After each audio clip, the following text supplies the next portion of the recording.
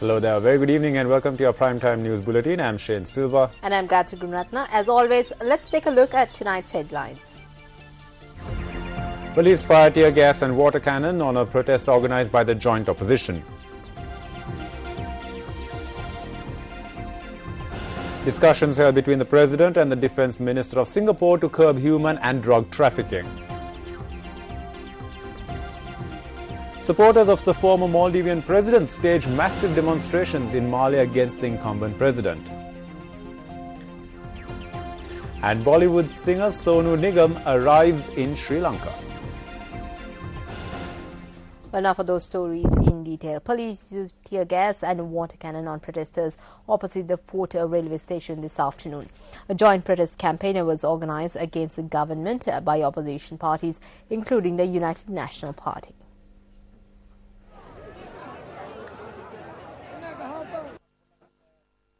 The demonstration was held opposite the Fort railway station.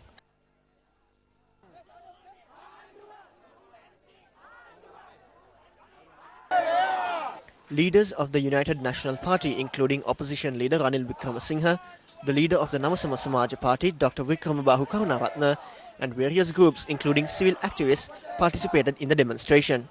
Police security was tightened in the area. The leaders who participated in the demonstration addressed those gathered.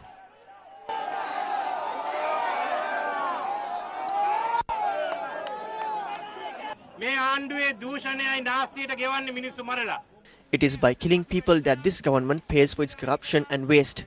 Taxes, fuel prices, bus fares and electricity prices have all been increased without giving any reason. Crude oil prices in the world market have not increased. Measures have not been taken to obtain oil from an alternative supplier to Iran. So why have prices been increased? It is to pay for corruption and waste. The wastage in the CPC is 123 million. Even though the benefits of corruption are not enjoyed by the public, it is they who have to bear this.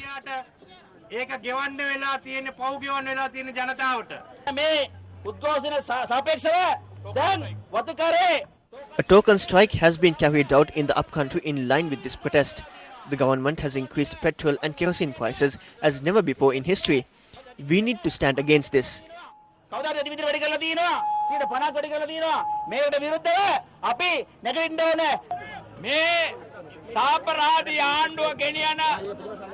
We need to stand up to this anti-democratic rule being carried out by the government.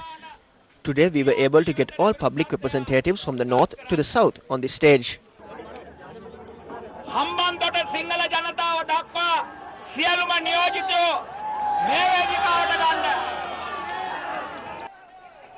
Subsequently, opposition leader Ranil Wickremesinghe left the location.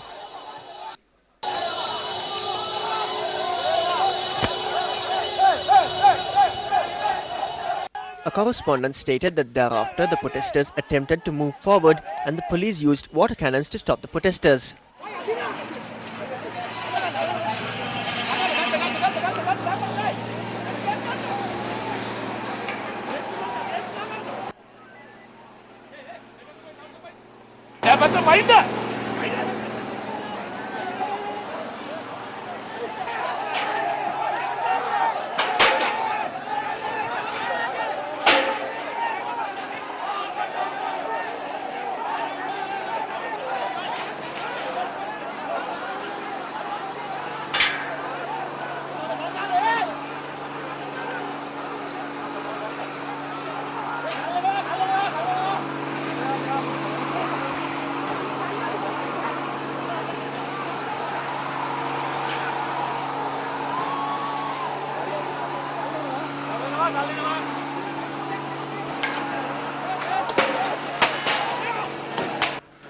The protesters, who moved back to where they were, made another attempt to move forward. Tear gas was used by the police this time around.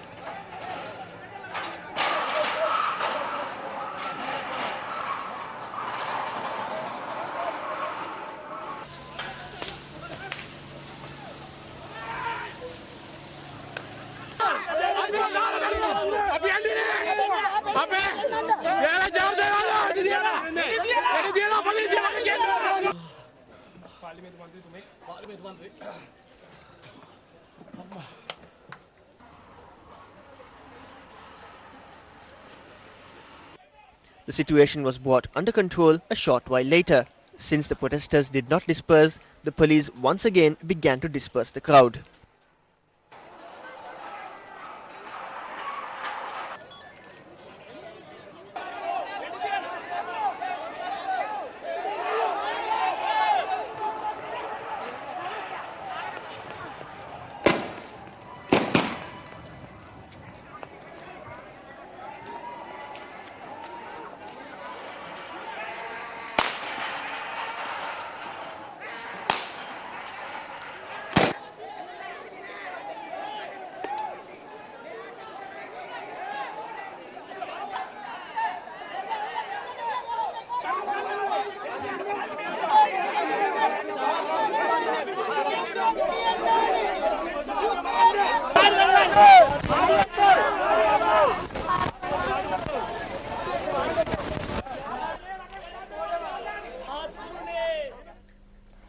Meanwhile, according to the police media spokesperson, 15 police officers, including 3 senior officers, have been injured during the protest held this evening in the fort against the government by the common opposition. He said the situation has now been brought under control. Due to this incident, 15 police officers, including 3 senior police officers, have been injured and they have been treated at OPD National Hospital. And in addition to that, 2 police officers have been admitted, and by 7:15 the situation was ordered and the All-Cut Mawata has been opened now. Well, you can view more footage and get a comprehensive report on the common opposition protest held in Fort on our website www.newsfirst.lk. That's www.newsfirst.lk.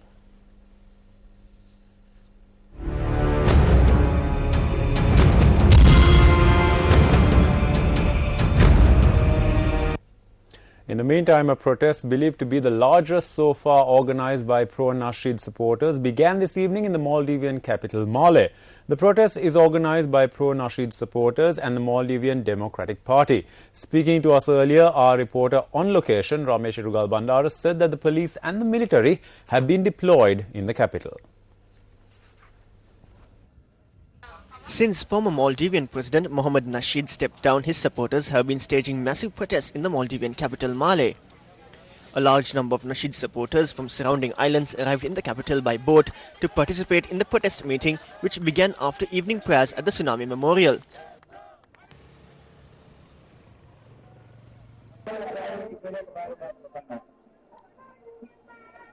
Protesters demand fresh elections to be held soon. Speaking to us earlier, our reporter Ramesh Irugal Bandara noted that a heavy security presence was evident in the capital.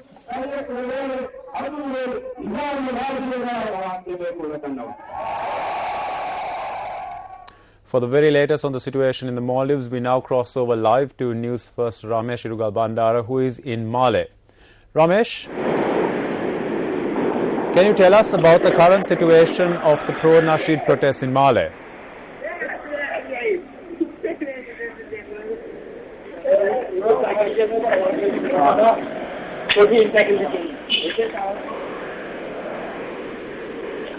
Ramesh? Hello, Shane. Could you please tell us what the situation is, what the latest situation rather is over there in Male? Well, Shane, Male remains peaceful and life is going on as usual. However, large crowds have gathered near the Tsunami Jetty in Male, and this is where the demonstration rally or protest rally of former President Mr. Mohamed Nasheed is taking place. Now, this rally was organized by the MDP, which is the Maldivian Democratic Party, and that is Mr. Nasheed's political party. Now, according to the organizers, about 20 to 25,000 people have gathered here at the Tsunami Jetty in Male, and let me remind you that this protest campaign began at around 4 p.m. Maldivian time, and it ended at around 6, temporarily halted for prayers at around 6:30, and it commenced a short while ago. And the rally is currently peaceful, and there has been no violence up to now. Thanks a lot, Ramesh, for that update. Well, there you go. That's a look at the latest happening in the Maldives, courtesy of Ramesh Irugal Bandara, who is on location in Male.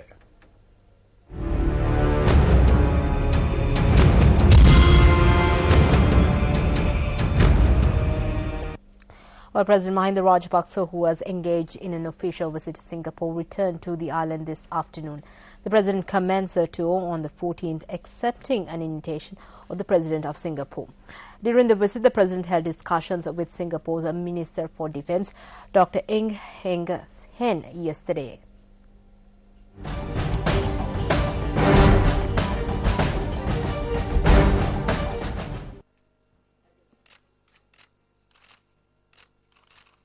The President's media unit stated that the Singaporean minister had conveyed his appreciation over the eradication of terrorism in Sri Lanka. Discussions have been held on a number of topics, including regional security. The President's media unit stated that ideas have been exchanged between President Mahinda Rajapaksa and the Singaporean Defence Minister on measures that could be taken to protect the people in the region from human trafficking and the spread of drugs. President Rajapaksa had also held discussions with Singapore's Minister of Community Development, Youth and Sports, Chan Chung Sing, on conducting youth training programs.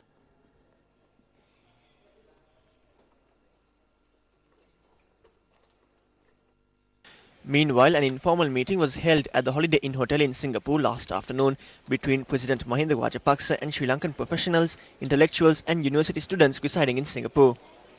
The President's media unit stated that the Sri Lankan community in Singapore thanked the President for taking steps to conclude the war and bring about peace in the country.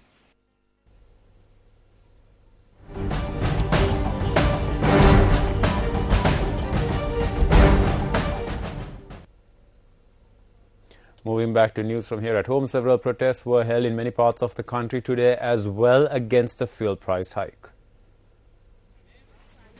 A protest march organized by UNP urban councillors and the Platform for Freedom was held this morning. The demonstrators, who gathered opposite the Dalupota St. Sebastian's Church in Negombo, protested against the death of a fisherman in Chilau. The protesters then proceeded to the Negombo town along the Chilau main road.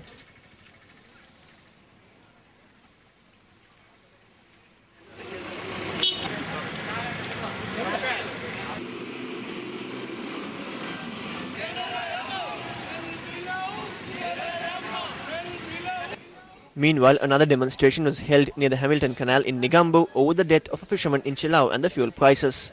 UNP parliamentarian Dr. Jala Jawardana, national organizer of the UNP Dayagamage, and leader of the Democratic Left Front Manu Ganeshan participated in the protest.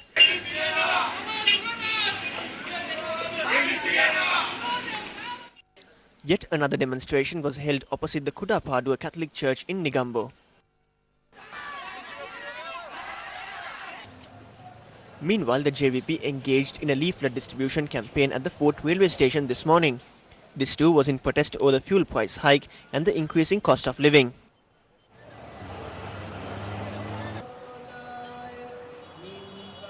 Another demonstration organized by the Democratic People's Front was held at the Hatton bus stand this morning.